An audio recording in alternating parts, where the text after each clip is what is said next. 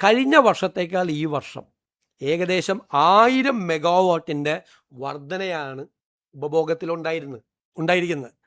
അതേ സമയത്ത് മഴയില്ലാത്തത് കൊണ്ടുള്ള ജലവൈദ്യുത ഉൽപ്പാദനം താഴോട്ട് പോയി, ഗൗരവമായി താഴോട്ട് പോയി. 2055-56% മഴക്കുറവുണ്ടായി. ജലനിരപ്പ് ഗണ്യമായി കുറഞ്ഞു. ജൂലൈ 17 മൊത്തം സംഭരണ ശേഷിയുടെ 28% മാത്രമായിരുന്നു ജലസംഭരണിയിൽ. കഴിഞ്ഞ വർഷം ഇതേ സമയത്ത് ഇത് 61%. ഇതാണിത്. മാത്രമല്ല, നിലവിലെ പ്രതിസന്ധിക്കുള്ള വളരെ പ്രധാനപ്പെട്ട മറ്റൊരു കാരണം, ഉമ്മൻചാണ്ടിയുടെ സർക്കാർ 25 വർഷക്കാലത്തേക്ക് ഒരു യൂണിറ്റിന് 4 രൂപ 29 പൈസ നിരക്കിൽ ഒരു എഗ്രിമെൻ്റ് വെച്ചു.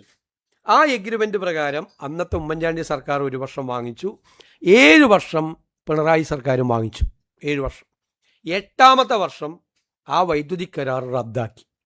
ആ 4 രൂപ 29 പൈസയ്ക്ക് ഒരു യൂണിറ്റിന് 25 വർഷത്തേക്കുള്ള എഗ്രിമെൻ്റ് റദ്ദാക്കി. എന്നിട്ട് എത്ര രൂപയ്ക്കാണ് മേടിച്ചെന്നറിയാം വൈദ്യുതി? 8 രൂപ മുതൽ 14 രൂപ വരെ. 4 രൂപ 29 പൈസയുടെ റദ്ദാക്കിയിട്ട് മാസങ്ങളോളം, വർഷങ്ങളോളം വൈദ്യുതി ബോർഡ് വലിയ സാമ്പത്തിക പ്രതിസന്ധിയിലേക്ക് കൂടി പോയി. ഡെയിലി 20-30 കോടി രൂപ അഡീഷണൽ ആകുന്ന സ്ഥിതിയിലേക്ക് വന്നു. ആ എഗ്രിമെൻ്റ് ഇപ്പം നിലവിലില്ല. ആ എഗ്രിമെൻ്റ് ഉണ്ടായിരുന്നുവെങ്കിൽ ആ എഗ്രിമെൻറ്റിൻ്റെ പാർട്ടി, ആ കമ്പനികൾ നമുക്ക് വൈദ്യുതി തരാൻ ബാധ്യത ഉണ്ടായിരുന്നു.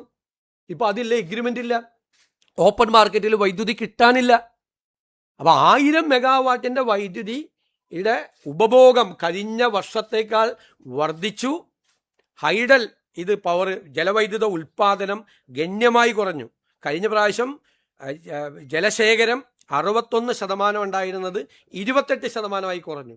മഴയുടെ കുറവ്, എൽനിനോ പ്രതിഭാസം ഇപ്രാവശ്യം നിങ്ങൾക്കറിയാമല്ലോ, മൊത്തം മഴയുടെ ഇതിൽ ഭയങ്കരമായി കുറവ് വന്നു. പിന്നെ ഉമ്മൻചാണ്ടിയുടെ കാലത്തെ എഗ്രിമെൻ്റ് കഴിഞ്ഞ ഗവൺമെൻറ് റദ്ദാക്കിയത് കൊണ്ടുള്ള ഇമ്പാക്റ്റ്. ഈ 4 പ്രധാനപ്പെട്ട കാരണങ്ങളാണ് ഈ വൈദ്യുതി പ്രതിസന്ധിക്ക് കാരണം.